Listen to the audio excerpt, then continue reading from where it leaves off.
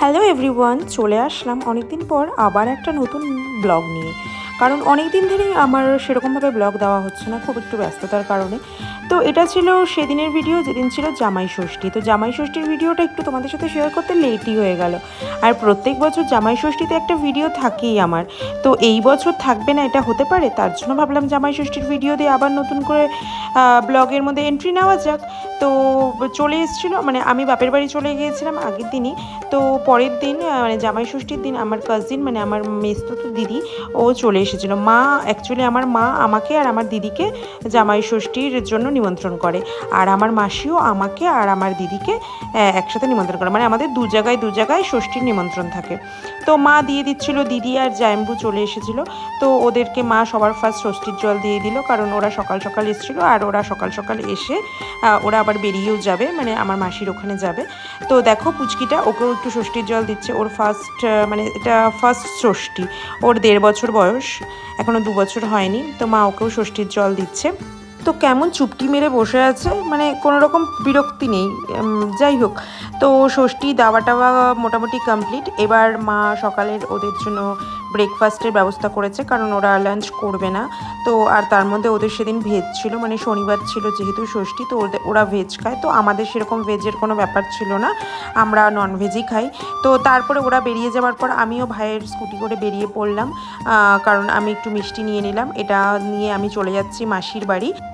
তারপরে ভাইও আমাদের পছন্দের কিছু মিষ্টি কিনে নিল, কারণ মানে আমার ওই দিদি জায়ম্বু যে এসেছিলো ওরা সেরকম কোনো মিষ্টি খায়ও না।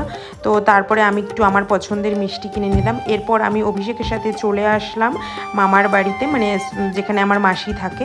তো আসার পর মাসি একাই ছিল, কারণ মামা মামিও চলে গেছিলো ষষ্ঠী করতে শ্বশুর বাড়িতে মামার।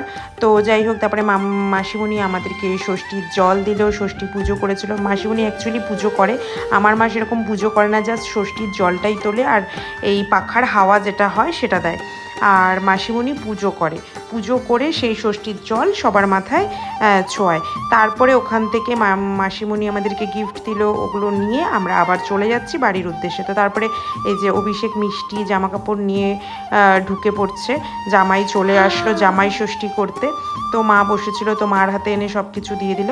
তো এবার হবে আবার মানে ষষ্ঠী। মা এবার বললো যে তাহলে বসে পড়, অনেকটাই তো লেট হয়ে গেছে, তো ষষ্ঠীর জলটা দিয়ে দিই। তো প্রথমে অভিষেককে দিয়ে দিচ্ছিল, তারপরে আমিও পাশে বসলে একসাথেই দিয়ে দিত। বাট আমাদের ভিডিওটা করবে কে, তখন ঘরে সেরকম ছিল না কেউ, ভাইও ছিল না বাড়িতে।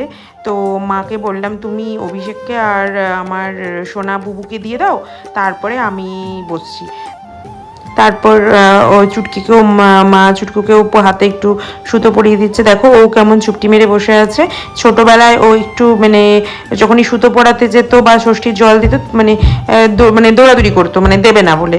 তো এখন একটু বড় হয়েছে, বুঝতে শিখেছে, তো যেটাই বলা হয় মোটামুটি শোনে কথা। তো তারপর মা আমাকে দিয়ে দিল, তারপর আমরা 3 জন বসলাম। তো আন্টি এসেছিলো, তো আন্টিকে বললাম যে একটু আমাদের ভিডিও করে দাও, কারণ এই আমাদের দুজনের একসাথে ভিডিও তো নেই সেরকম। তো ষষ্ঠীর জল কমপ্লিট করে ভাই মাটনটা বসিয়ে ও একটু বাজারে গিয়েছিল।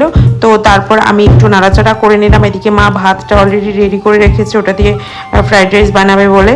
তারপরে যে আমাদের হাতে 3 জনের সুতো নিয়ে আমরা একটা ভিডিও করে নিলাম।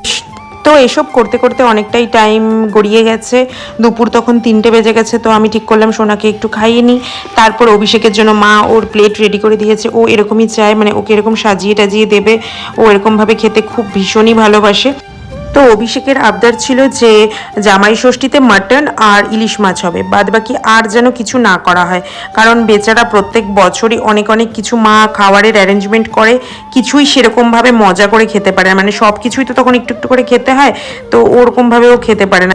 তাই অভিষেকের কথা ভেবেই মা এবার খুবই স্বল্প পরিমাণের খাবার অ্যারেঞ্জমেন্ট করেছিল।